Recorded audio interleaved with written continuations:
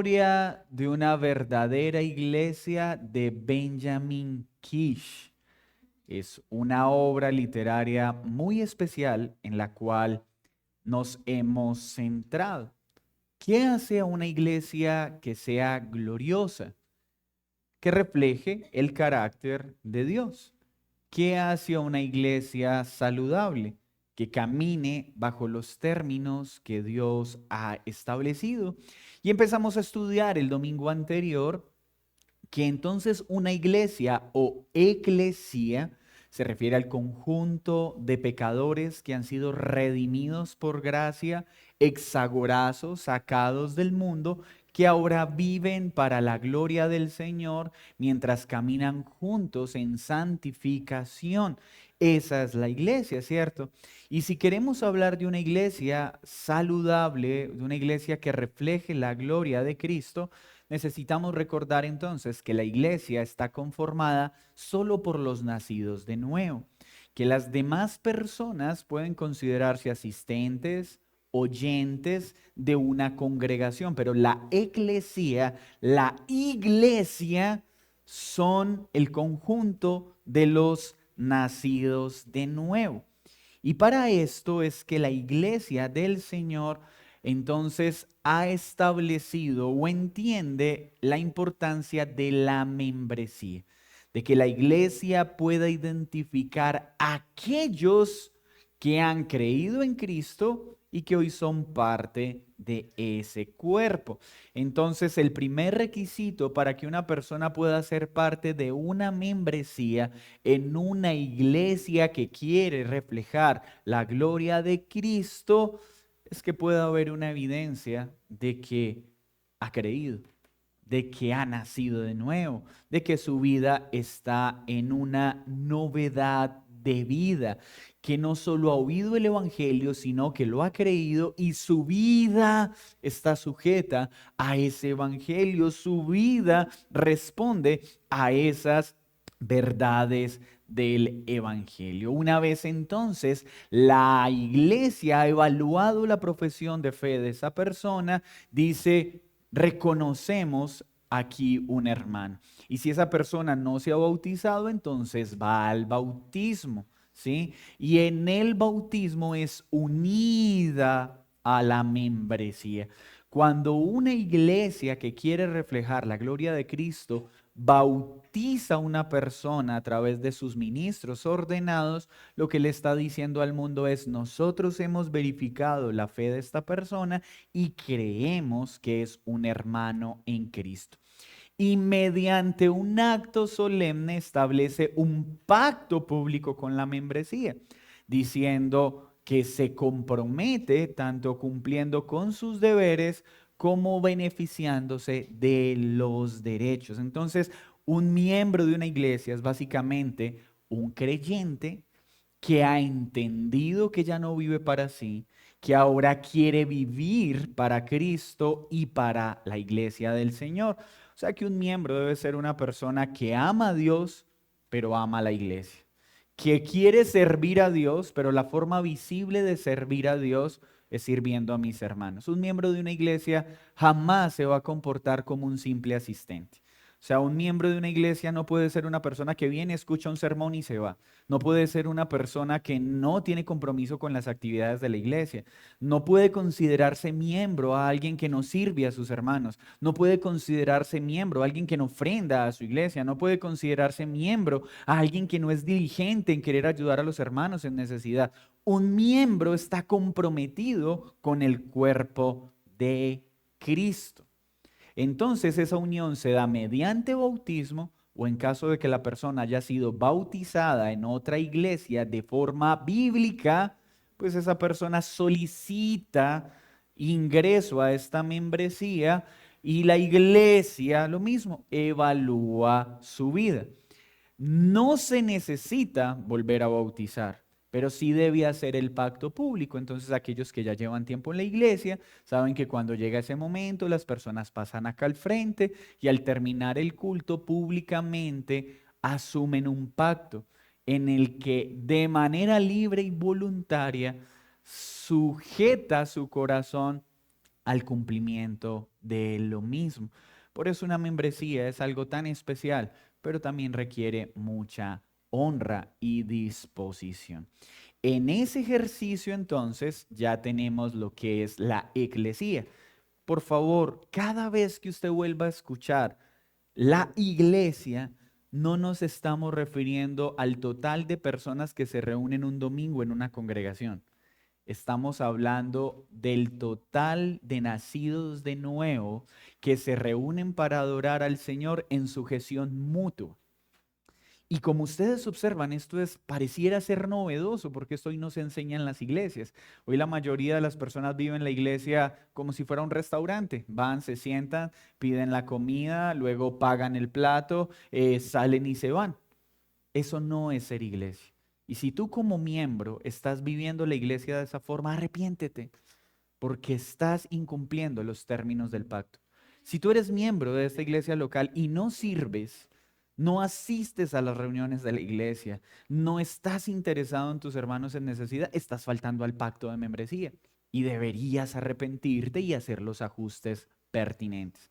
Y si tú quieres ser miembro de la iglesia, es bueno que vayas aprendiendo que ser miembro de una iglesia no es simplemente adquirir un título, es hacer visible mi compromiso con el Señor y con la iglesia. En nuestros gobiernos congregacionales, entonces creemos que lo primero que se establece en una iglesia que muestra la gloria de Cristo es su membresía. Hasta que no hay membresía, no hay una iglesia formalmente establecida,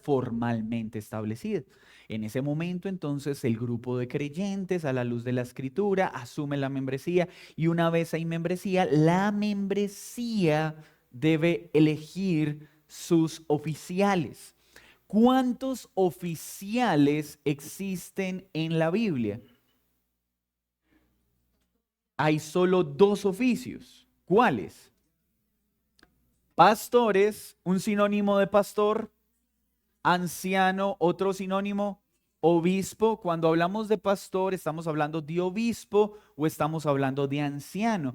Algunas comunidades cristianas hacen una diferencia en estos roles y realmente son sinónimos. En la Biblia hablamos de obispo, de anciano o de pastor como si fuese la misma persona. De hecho, es la misma persona. Algunos entornos religiosos hacen diferencias, pero nosotros creemos por la Escritura que son sinónimos, que se usan de manera indistinta para referirse a lo mismo.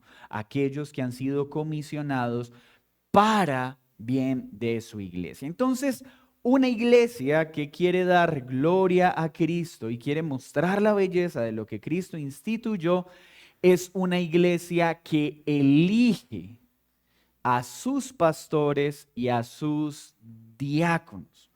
Mis hermanos, creemos en el gobierno congregacional que es la membresía la que identifica a estos hombres dones en la interacción continua con ellos y los presenta para que sean postulados y tenidos en cuenta. En una iglesia congregacional, ni los pastores ni los diáconos se escogen a dedo. Es decir, no llega un día un pastor, reúne a la iglesia y les dice, les presento a su nuevo pastor.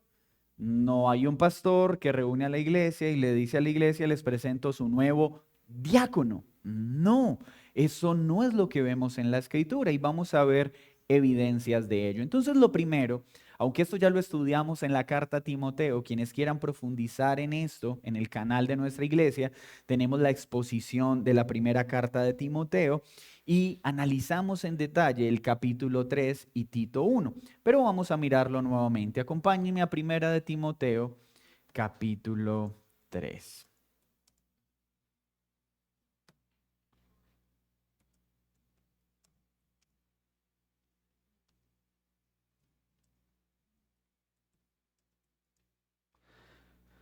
¿Lo tienen todos? Entonces, la membresía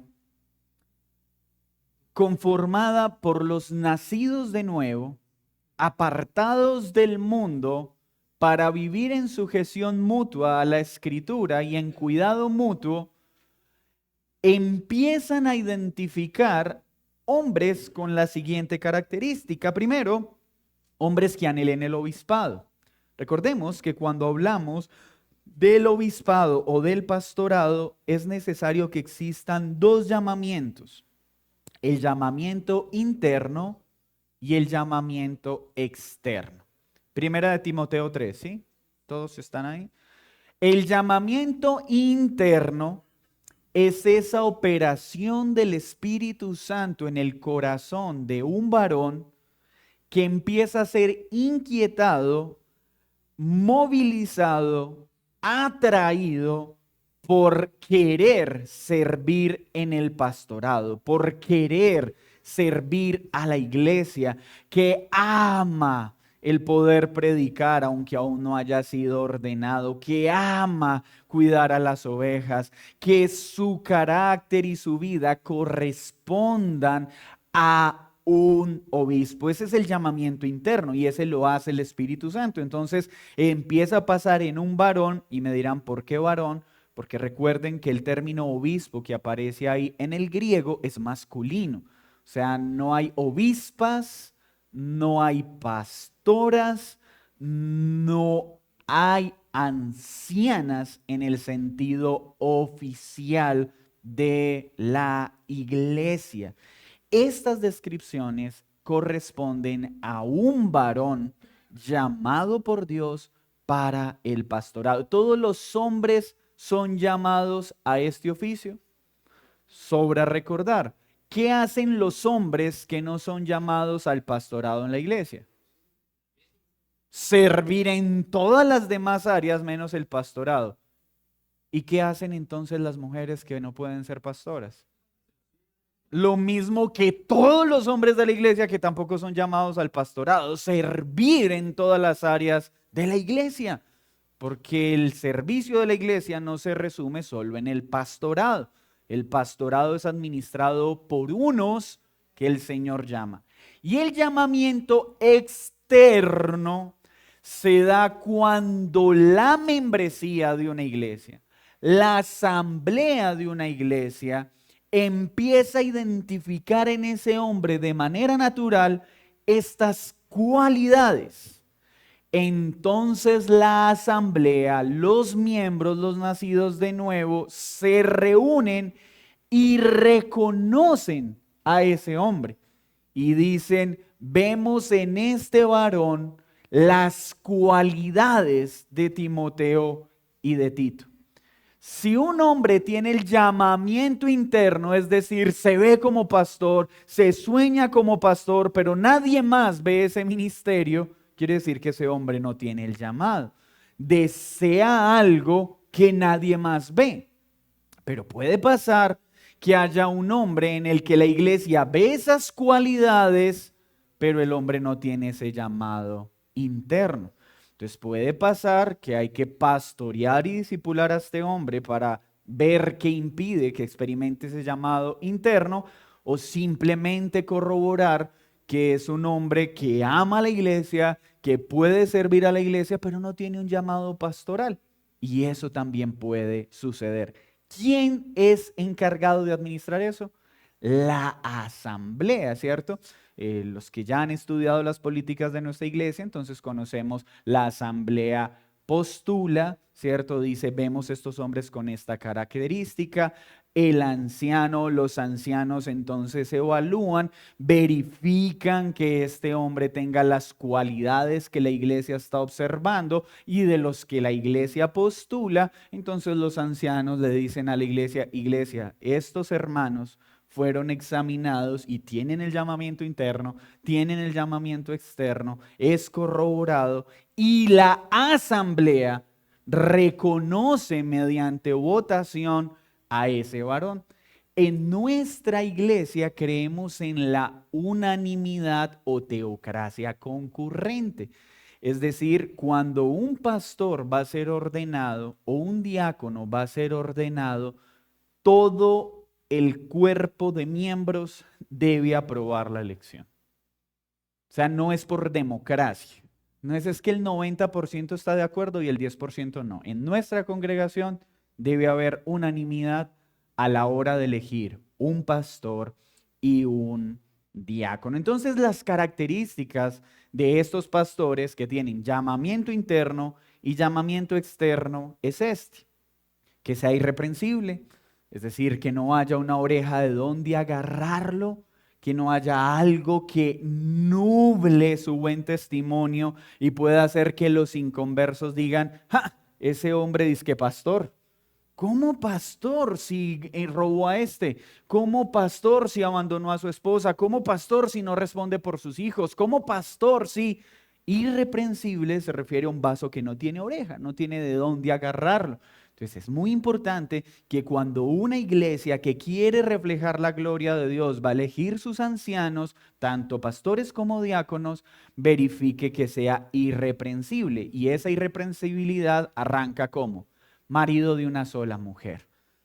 ¿Sí? ¿Qué significa esto? Algunos teólogos dicen: no, es que está refiriéndose a que no podían tener varias esposas, poligamia. Mis hermanos, para la iglesia la poligamia no era un asunto de debate. La iglesia tenía claro que el esposo era marido de una sola mujer en cuanto a caridad, a cantidad. Por eso nos identificamos con aquellos teólogos que afirman que acá se refiere es que sea un hombre de un solo matrimonio. Es decir, que no sea un hombre que haya participado de nuevas nupcias, porque debe ser un hombre que pueda mostrarle a la iglesia que sí se puede tener un matrimonio para toda la vida, como Cristo y su iglesia están unidos para toda la vida. En esto no somos dogmáticos. Hay algunas comunidades religiosas que permiten nuevas nupcias. Esta iglesia local no permite oficiales que hayan tenido otros hogares. ¿Puede una persona recasada congregarse en la iglesia? Claro. ¿Ser miembro de la iglesia? Claro. ¿Puede llegar esa persona a enseñar? Por supuesto. ¿Puede ser pastor o diácono en la iglesia bíblica Gracia y Vida? No. ¿Listo? ¿Puede ser un hombre con muchos dones para servir a la iglesia? Sí, pero jamás podrá ser un oficial de la iglesia. Los demás elementos no voy a detenerme en ellos porque ya los hemos estudiado, pero vamos a mencionarlos: sobrio, prudente, decoroso, hospedador, apto para enseñar, no dado al vino, no pendenciero, no codicioso de ganancias deshonestas, sino amable, apacible, no avaro, que gobierne bien su casa, que tenga a sus hijos en sujeción con toda honestidad. En este caso, nosotros consideramos y creemos que no es muy saludable pensar en pastores solteros. Nosotros creemos que los pastores a la hora de ser ordenados deben ser casados. Podemos corroborar en su vida matrimonial cómo va a ser su experiencia en la vida de iglesia. Pastor, ¿hay iglesias que nombran pastores solteros? Sí. ¿Tenemos algo que decir? No, nosotros con limpia conciencia creemos que este oficio es dado a hombres que podamos ver cómo tratan a su esposa, cómo tratan a sus hijos, porque en la forma que trate a su esposo o a sus hijos va a tratar la iglesia. Pregunta.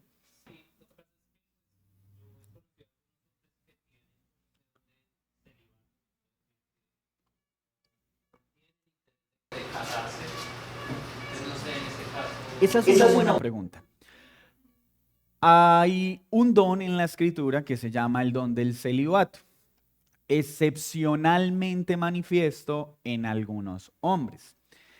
En esos casos, creo que debe corroborarse con mucha diligencia que ese don de celibato exista. Y ese don de celibato se manifiesta en un hombre que no lucha con sus apetitos sexuales. O sea, que realmente no experimenta ningún tipo de tentación o atracción por una mujer, ¿sí? ¿Y por qué hago énfasis en eso? Porque hay muchas personas que a veces dicen: ese hombre tiene don de celibato porque no se casó, pero no se casó porque tenía una mala comprensión del matrimonio. No se casó porque no quería perder su individualidad y no quería tener que lidiar con las complejidades de un matrimonio, y durante toda su soltería siempre estuvo lidiando con problemas sexuales. Entonces, el don del celibato existe en la escritura, pero es realmente muy excepcional.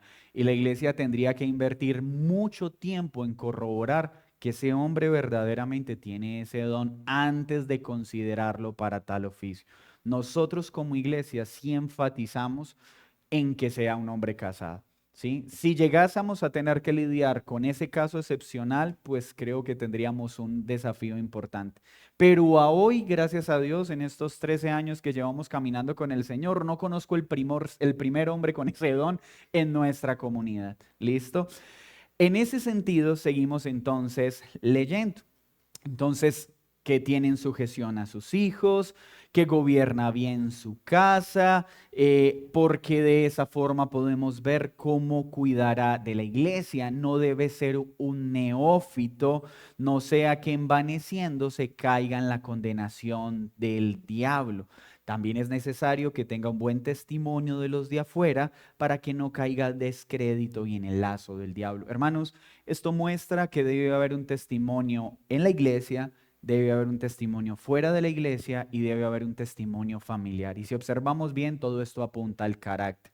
Entonces la iglesia debe verificar estas cualidades, debe verificar que en su hogar estas cualidades estén presentes, que sea un hombre que administra su hogar, que dirige a su esposa, que es sacerdote en su hogar, que es sacerdote de sus hijos, que es proveedor de sus hijos, que cuida de las necesidades de su propia casa, que en sus trabajos fuera de la iglesia goza de buen testimonio. Nos hemos dado cuenta con tristeza de muchos hombres que gozan de buen testimonio en la iglesia, pero cuando empezamos a indagar de sus actividades laborales, gozan de un mal testimonio.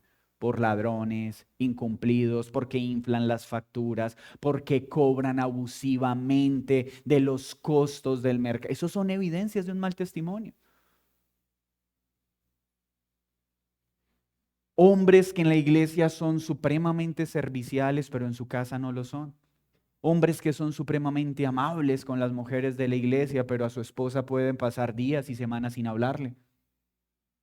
Hombres que son muy buenos enseñando a los niños en la iglesia, pero en su casa nunca pastorean el corazón de sus propios hijos. Entonces, cuando hablamos de ancianos, no solo vemos su comportamiento en la iglesia, sino que vemos su comportamiento en su familia y su comportamiento en sus actividades laborales. Eso nos da una imagen. ¿Eso garantiza que no erremos a la hora de elegir? No, pero minimiza. Y estas cualidades, como bien lo hemos estudiado, deben estar presentes en el momento de su ordenación, pero deben permanecer en el tiempo, deben seguir siendo verificadas, deben estar presentes en la vida de aquel que es llamado. En cuanto a los diáconos, dice, asimismo deben ser honestos, sin doblez, no dados mucho vino, no codiciosos de ganancias deshonestas, que guarden el ministerio de la fe con limpia conciencia y estos también sean sometidos primero a prueba. Entonces ejerzan el diaconado. ¿Qué significa estos también sean sometidos primero a prueba? ¿A qué se refiere eso? Que los pastores también son primero sometidos a prueba, ¿cierto? Deben ser evaluados, deben ser corroborados, debe dárseles la oportunidad de que enseñen, de que prediquen, cómo lo hacen, cómo es su ejercicio y verificar que realmente esas cualidades no sean subjetivas, sino que estén objetivamente en aquellos que se están llamando. ¿Sí? Estos también sean sometidos a prueba, entonces ejerzan el diaconado si son irreprensibles.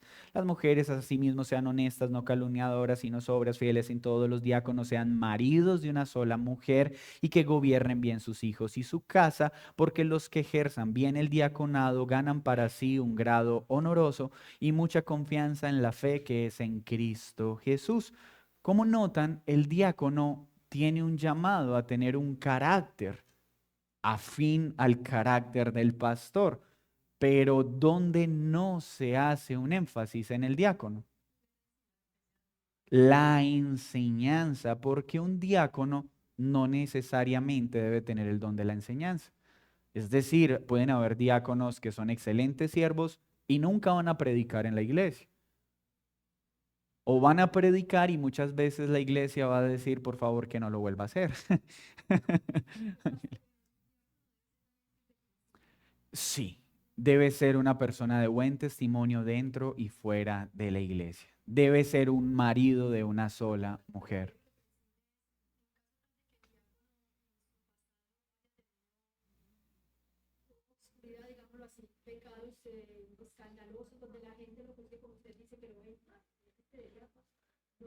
Mira, la irreprensibilidad debe estar en ambos oficiales, en el pastorado y en el diaconado.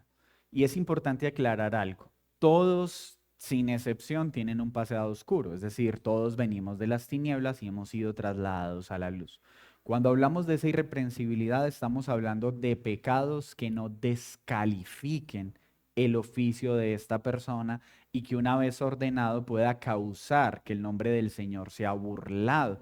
Ejemplo, un diácono que tuvo un divorcio y no lo ha resuelto, y qué va a pasar si un día llega a predicar y por accidente ese día invitan a su exesposa o a sus hijos y llegan y lo ven y dicen, pero venga, este que hace predicando ahí sí lleva 5 años sin darnos la cuota de alimentación. ¿Cómo así que pastor si este dejó tirada a mi esposa a mi mamá por irse con otra? O sea, eso son cosas que descalifican, ¿cierto? O asuntos legales que aunque se haya arrepentido, lamentablemente impiden que pueda estar al servicio del Señor.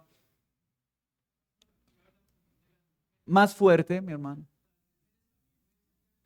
Mi hermano, esa es una buena pregunta. Hay dos posiciones sobre esto. Hay comunidades que asumen que se está refiriendo a diaconisas, mujeres que sirvan como diáconos y oficiales a la iglesia. Nosotros como iglesia local consideramos que ahí está hablando de la esposa de aquellos que están siendo llamados al servicio. Nosotros creemos que las mujeres pueden ser diácono en el sentido general del término, servidores. Es decir, todo hombre y toda mujer que sirven en la parte musical, con los niños, en la parte logística, en un sentido son diáconos, son siervos, pero no en un sentido oficial. Muchas gracias por esa pregunta. ¿Tú ibas a decir algo, Cari?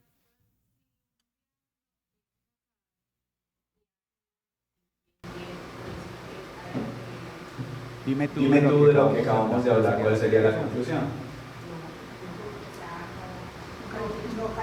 conclusión? Sería su irreprensibilidad, ¿cierto? O sea, eso es lo que hay que mirar. Bueno, ojo, ahí ya empezamos en terrenos de casuística. O sea, hay que mirar qué situaciones se dan y de qué manera y en qué medida antes de ser traídos a vida, ¿cierto? ¿Qué implicaciones tuvo eso alrededor de la persona? O sea, hay cosas que se llaman elementos de caso, que no se pueden generalizar y ponerlo en un negro y un blanco. Pero la generalidad es que deben ser personas que no tengan un pasado que les deje una oreja que pueda poner en burla el nombre del Señor. Habrán situaciones donde hay ciertos sucesos que se dieron antes de su conversión que pueden ser tomados como pecaminosos, pero que se trataron de forma adecuada en su pasado y hoy como creyente ya no tienen una cola en su caminar. Eso ya se entra a mirar de una forma específica. Listo. ¿Cuáles son entonces las funciones de los pastores? Benjamin Kish lo simplifica de una forma muy especial en su libro y se centra en los labores principales que el Señor les ha concedido. Y el primero de ellos, en el cual una iglesia saludable debe hacer énfasis, es en la predicación de la palabra de Cristo. Mis hermanos, en un ministro, su carácter es fundamental, pero ese carácter debe estar jalonado por una habilidad excepcional. Y cuando digo excepcional, no es en unas proporciones perfectas, pero sí debe estar en una medida evidente como don, y es su capacidad de predicar. Porque la predicación es la forma principal como un pastor pastorea a sus ovejas. Es mediante la predicación, mediante la enseñanza de la escritura, que un oficial de la iglesia va a cuidar del rebaño. Entonces, las tareas de un obispo en primera medida es apacentar al rebaño del Señor. ¿Y cómo lo hace? Mediante la predicación fiel de la Escritura. ¿Qué otra responsabilidad tiene el ministro? Administrar las ordenanzas del Evangelio. ¿Cuáles son las dos ordenanzas que hay en la Biblia? El bautismo y la Santa Cena. Esto es deber del pastor.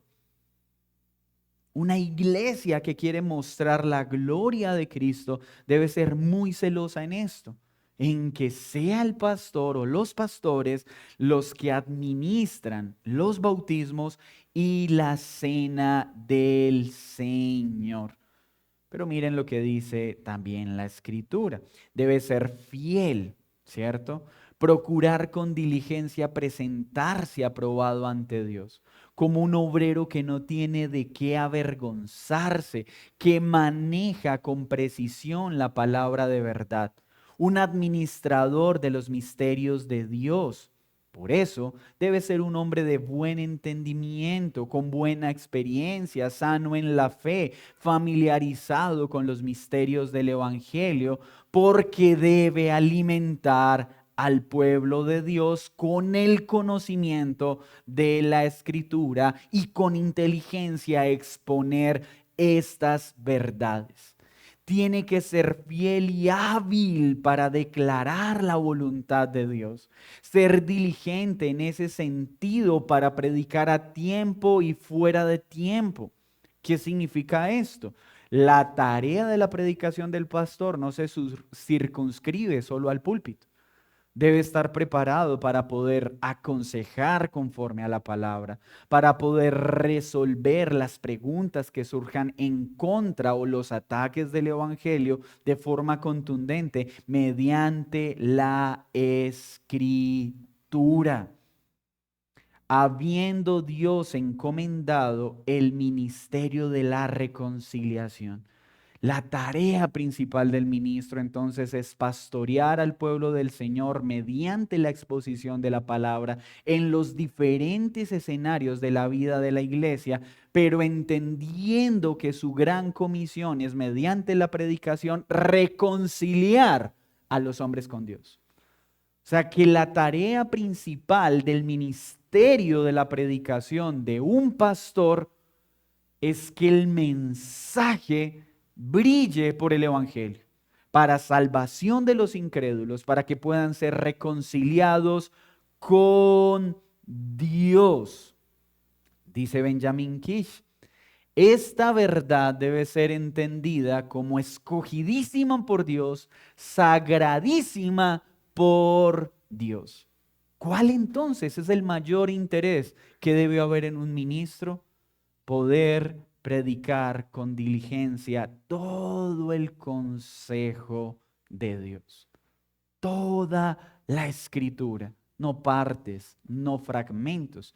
Por eso como iglesia creemos en la importancia de la predicación expositiva, porque el llamado principal del pastor es la predicación y es predicar el consejo completo de Dios. Y la única forma de poder predicar el consejo completo de Dios a toda la iglesia es enseñando la Biblia completa, no sacando esos pasajes populares para atraer al pueblo o para complacerse a sí mismo.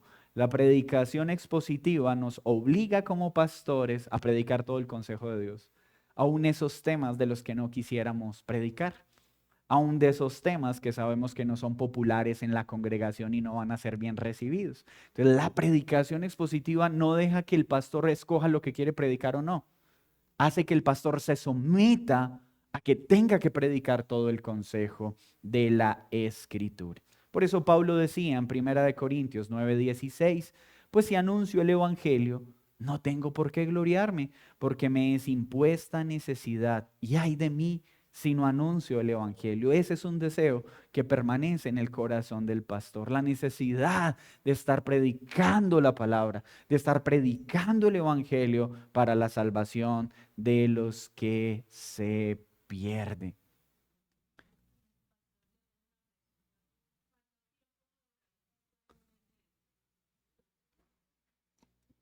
En nuestra comprensión bíblica, a menos que la asamblea disponga algo diferente, el pastor debe permanecer en la iglesia hasta que la muerte o sus posibilidades de servir en la iglesia cesen.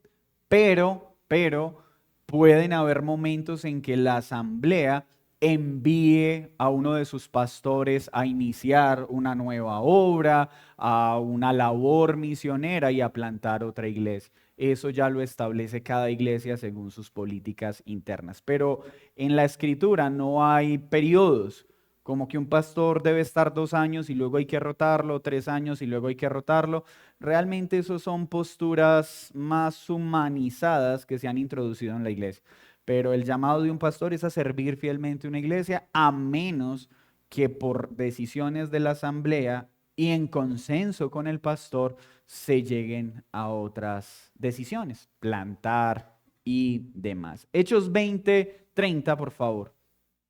Por tanto, velad, acordándoos que por 3 años de noche y de día no he cesado de amonestar con lágrimas a cada uno. Pablo está mostrando muy bien su comisión, ese trabajo diligente de estar enseñando e instruyendo mediante la palabra de Dios. Jeremías 3:15 dice, y os daré pastores según mi corazón.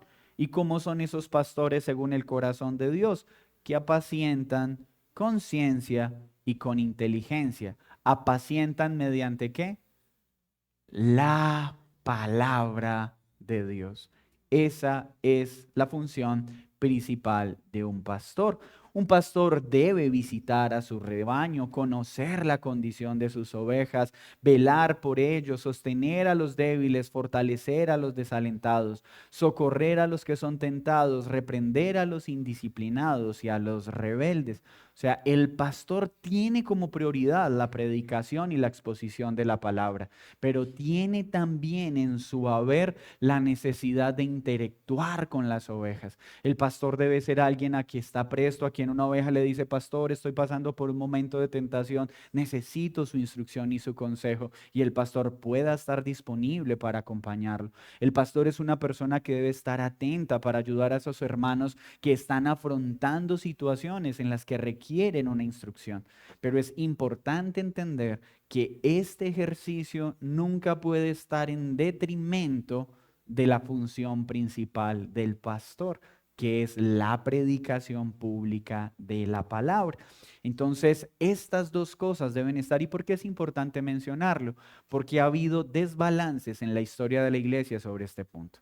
Hay iglesias en ciertos movimientos de la historia en la que establecieron que un pastor debería ocuparse solo de una cosa, de toda la semana invertir su tiempo en la preparación del sermón del domingo, y que el sermón del domingo sería suficiente para instruir y aconsejar a la iglesia en todas sus necesidades. Luego salió una reacción, dijeron, no. El pastor debe pasar más tiempo en la casa de sus ovejas, así eso implique que no pueda estudiar con diligencia el sermón, pues es en la comunión y en el pastoreo cercano en que un creyente verdaderamente es alimentado. Notan que el pueblo de Dios siempre es pendular, pasamos de un extremo a otro. La iglesia con el pasar del tiempo ha concluido, aunque hoy las dos posturas siguen. Hay iglesias que enfatizan más en las visitas, hay iglesias que enfatizan más en la predicación. Nosotros creemos que los dos están presentes, priorizando la predicación de la palabra. O sea, un pastor no podría decir, no tengo tiempo para dar consejerías porque tengo que organizar el sermón del domingo. No, deben estar las dos cosas presentes. Pero el pastor también debe entender que nada puede drenar o menguar su responsabilidad principal, que es la predicación pública de la Escritura. Entonces debemos velar siempre por ese balance. Darito. Sí, señor. Un pastor que lleva una cantidad de tiempo casado y esa misma cantidad de tiempo lleva como pastor y de la noche a la mañana se separó de su esposa por X, Y o Z motivo, él puede seguir ejerciendo como pastor. Pues mi Pues mi hermano, hermano, depende de la circunstancia. Digamos, tocaría evaluar por qué se separa y demás. pero la mayoría de casos, la separación en una unión matrimonial pone en evidencia la ausencia de liderazgo y pastorado del varón. Entonces, en la mayoría de los casos, ese pastor en una iglesia saludable sería llamado a cesar sus funciones. En la mayoría de los casos. Porque casi el 99.9% de las separaciones son culpa de Adán.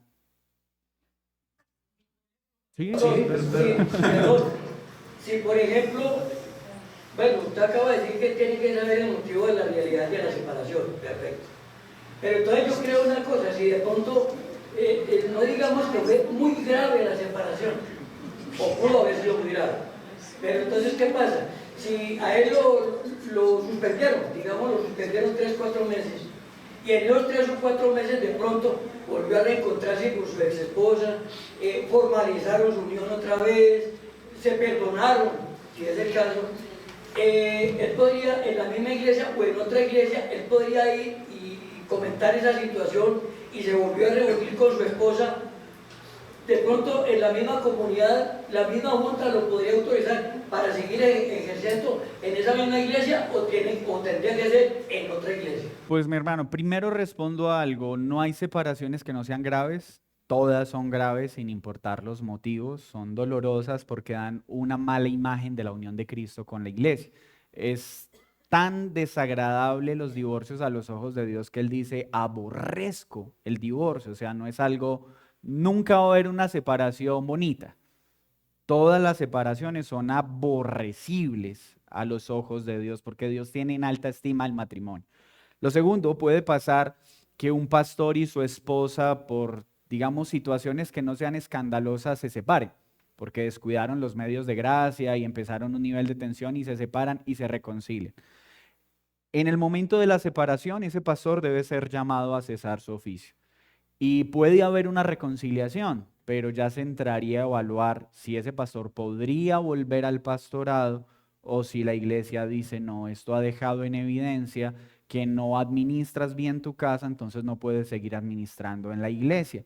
Y si una iglesia local desestima que un hombre pueda ejercer el pastorado, ninguna iglesia tendría que ignorar esa determinación de una iglesia local, a menos que sea una cesación injusta, ¿cierto? Creo que una iglesia puede permitir que un hombre asuma el pastorado que le fue quitado en otra iglesia cuando se descubra que fue por razones ilegítimas.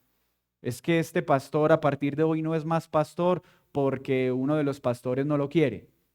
Pero ¿y cuál es la razón bíblica? No existe. Entonces ese hombre puede ser nombrado pastor en otra iglesia, sí, porque fue cesado de su función, no por una razón bíblica.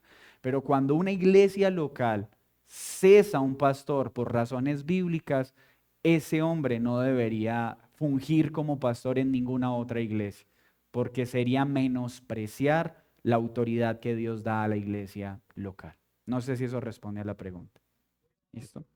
Bueno, mis hermanos, entonces un pastor visita, un pastor ora. Por eso una de las cosas que sucede cuando se van a nombrar a los diáconos, que ya lo veremos el próximo domingo, es que el propósito de los diáconos era liberar a los pastores de ciertas responsabilidades para que pudieran ocuparse de ¿qué? De la predicación de la palabra y de la oración.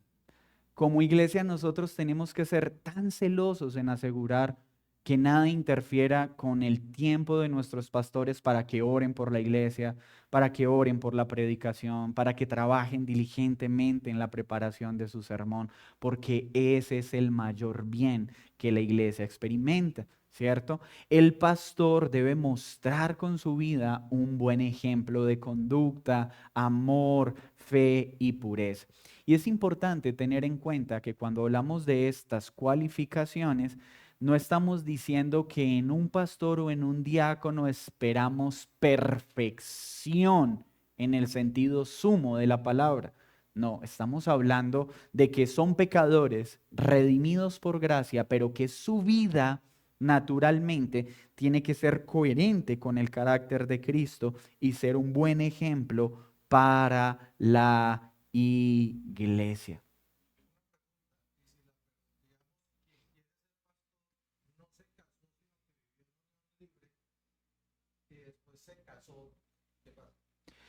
Eso es otro caso que tendría que evaluarse. La pregunta es, bueno, ¿y si una persona vivió en unión libre, luego se separa y luego se casa, puede ser pastor o puede ser diácono? Tendríamos que entrar a mirar los términos de cómo se dieron los sucesos y volvemos al mismo punto, las implicaciones de ello. Sí, muchas veces volvemos al mismo punto. Hay una unión libre, pero hay un manejo irresponsable de esa unión libre. Quedaron hijos, se cerró mal esa unión, se hizo de forma irresponsable y la persona luego se casa y como pasa hoy en algunas iglesias, no, es que ese primer matrimonio no vale porque usted todavía no había creído. Perdón, el pacto matrimonial no depende de si yo era creyente o no. Es que yo sí me casé, pero era muy joven. Y o sea, eso no cambia los términos del pacto que asumiste. O sea, fue tu irresponsabilidad asumir los términos de un pacto sin tener los criterios para hacerlo. Entonces sí tendría que estudiarse cada caso, porque en esos asuntos sí no es bueno hacer regulaciones generales. Miren lo que dice Primera de Timoteo 4:12. Ninguno tenga en poca tu juventud, sino sé ejemplo de los creyentes en palabra, conducta, amor, espíritu, fe y pureza. En tanto que voy, ocúpate ¿de qué? De la exhortación y la enseñanza, principalmente ¿de qué? De la palabra de Dios. Esa es la instrucción apostólica que Pablo le está dando a Timoteo. Mira, Timoteo, tú eres un hombre joven y muchos van a querer desestimarte por tu juventud. Pero mientras yo llego, ocúpate de una cosa. Dedícate a una cosa. Sé ejemplo para los creyentes de palabra. Que lo que salga de tu boca sea la palabra de Dios, en tu conducta, en tu amor, en tu espíritu, en tu fe y en tu pureza. Y entrégate de lleno a exhortar y enseñar la palabra de Dios. Esa es la función principal del pastor. Dice Benjamin Kish en su libro que otro de los elementos que debe garantizar una iglesia sea evidente en sus pastores es que sean hombres que sean, perdón, imparciales, ¿sí? Es decir, que no prefieran relacionarse con los ricos y descuiden a los pobres, ¿cierto? Que no se enseñoreen sobre las personas de la iglesia, que no administren su autoridad de manera arbitraria, sino que tengan un espíritu humilde, manso, que se revistan de humildad. Y es importante recordar la diferencia entre imparcialidad y afinidad. Es decir, hay naturalmente pastores o oficiales que van a tener más afinidad con ciertos miembros que con otros, pero nunca en detrimento de la imparcialidad. Es decir, sin importar cuán cercana pueda ser esa persona para el pastor, en el momento de administrar la autoridad debe hacerlo con la misma severidad, con la misma diligencia y con la misma fidelidad a la escritura que lo haría con cualquier miembro de la iglesia. Por eso una de las cosas que nosotros hacemos como iglesia es garantizar que el manejo económico de la iglesia no esté sobre el pastor. O sea, en nuestra iglesia el pastor no tiene cómo saber quién ofrenda y en qué cantidad ofrenda y en qué proporción ofrenda. ¿Para qué? Para garantizar que el pastor pueda corregir con diligencia a cualquier persona sin importar cuánto da. Porque muchas veces los pastores terminan comprometiendo su corazón en no administrar la disciplina hacia un hermano que es el que más dinero da a la iglesia. Y qué miedo que se vaya porque entonces ¿con qué pagaríamos el local? No. Una iglesia debe cuidar al pastor de tal forma que nada nuble su buen juicio a la hora de administrar la instrucción, la enseñanza y la corrección a cualquier miembro de la iglesia. Y en eso la iglesia de forma amorosa se cuida. ¿Sí? Entonces, cuando la iglesia identifica eso, ha evidenciado que un hermano que parece dar generosamente en la iglesia se le está tolerando algún pecado, la iglesia inmediatamente debe reunirse. Vamos a evaluar este caso porque este hermano no está siendo administrado justamente. Mis hermanos, eso entonces en cuanto a ¿Cómo se elige un pastor, obispo o anciano? Las cualidades que la Escritura muestra deben tener y las funciones principales que garantizaría un pastorado que muestre la gloria de Dios para su iglesia. En cuanto a lo que dicen de los pastores cuando sean solteros, yo estoy de acuerdo con la posición de la iglesia, me parece que es lo más sano, pero eso es un dogma, ¿sí? Como tal de la iglesia. Una política. Política, ok. Se ha tenido en cuenta de pronto Timoteo, no sé si en alguna parte de la iglesia, si Timoteo fue casado o en ese momento del ministerio él era soltero. ¿Se ha tenido en cuenta esa postura de Timoteo o cómo explicarle a alguien la postura de la iglesia si Timoteo era en ese momento soltero? Pues me gustaría saber si era así, Esa ¿no? es una buena pregunta y bueno, la mayoría de teólogos concuerdan en que para la edad y para el momento misionero en el que se encontraba Timoteo era un hombre casado, ¿sí? Porque para los hombres judíos el matrimonio era un deber no solo moral, sino civil, ¿cierto? Y lo tenemos por las mismas características de todos aquellos que eran comisionados para enseñar en el Sanedrín.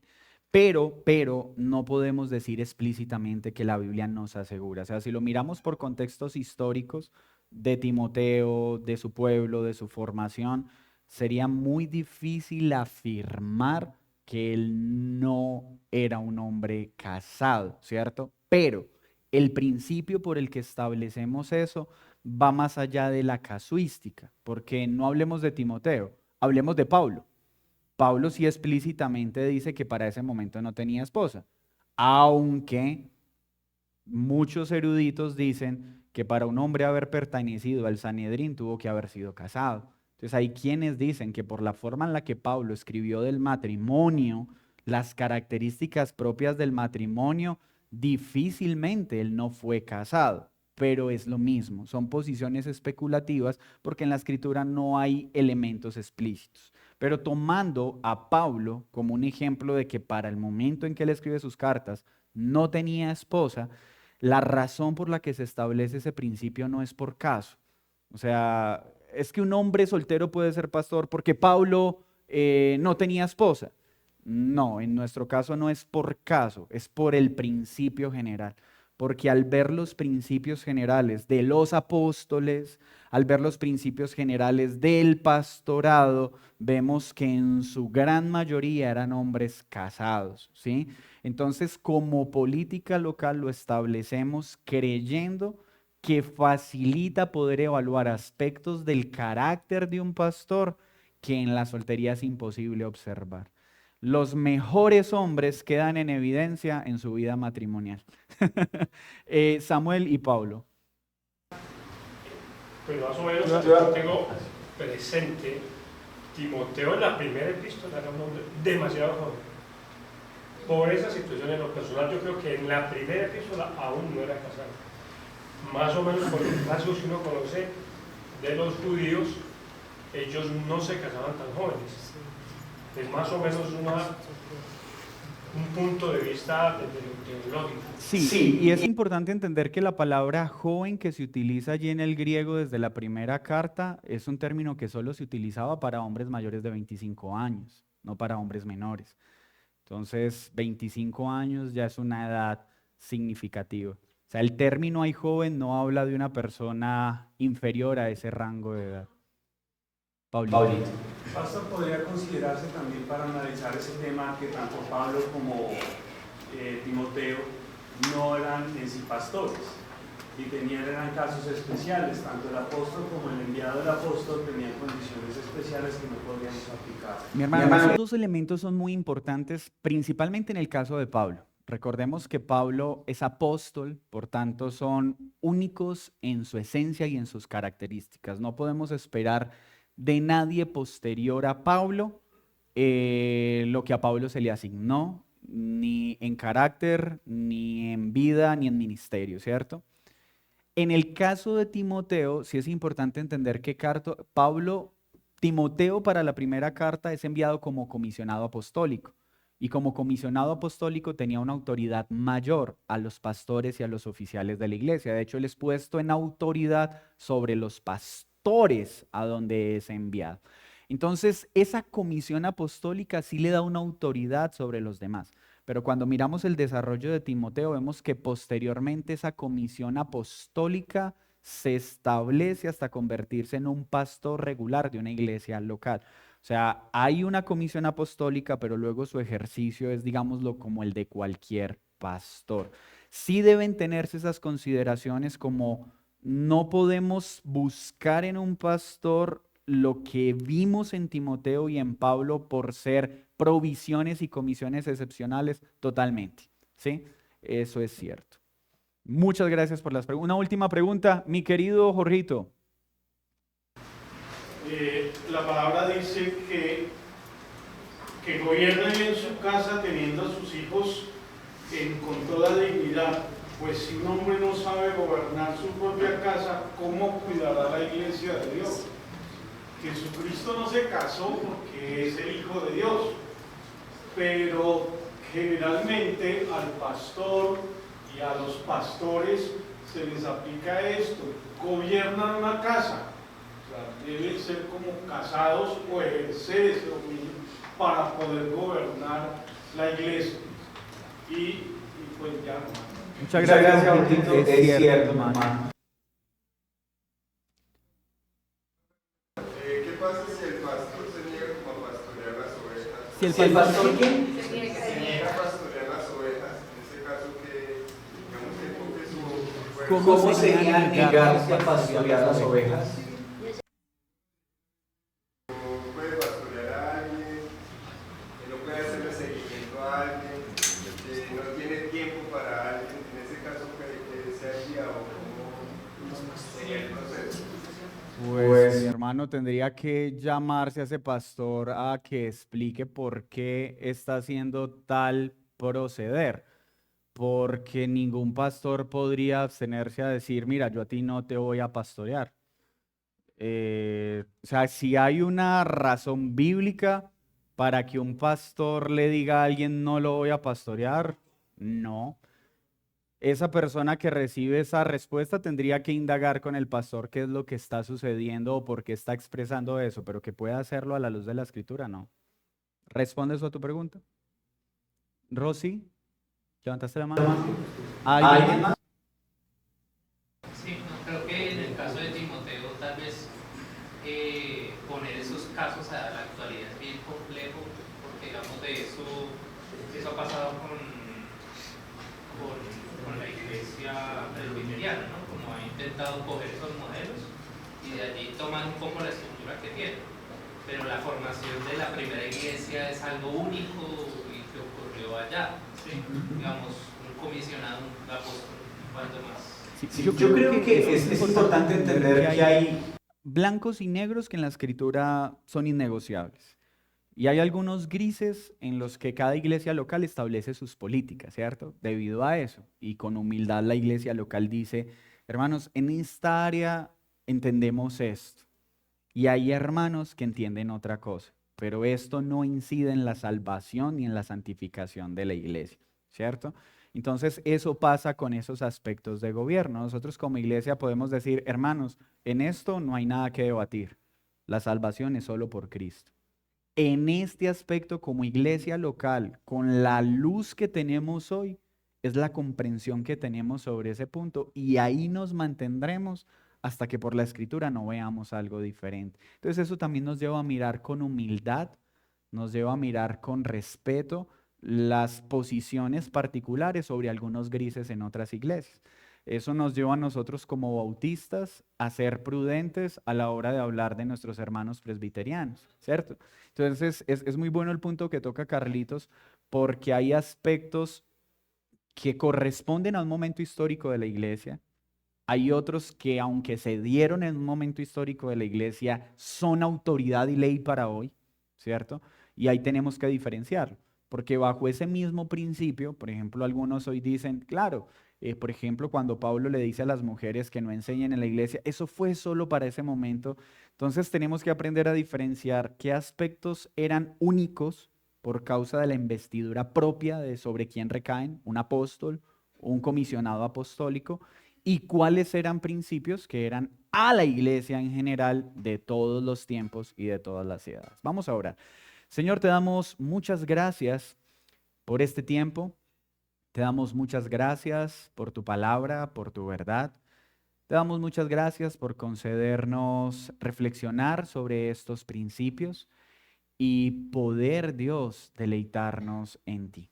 Gracias por cada iglesia local que tú has comprado a precio de sangre, por cada iglesia local en la que pacientemente estás trabajando para ayudarnos a ser cada vez más una iglesia gloriosa que refleje tu carácter para bien de las ciudades donde nos has puesto.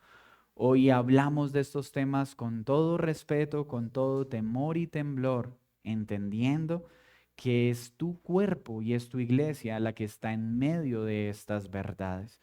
Y que seas ayudándonos como iglesia local a parecernos cada día más a estas verdades que estamos estudiando. En Cristo Jesús. Amén y amén. Mis hermanos, que disfruten de este tiempo de comunión.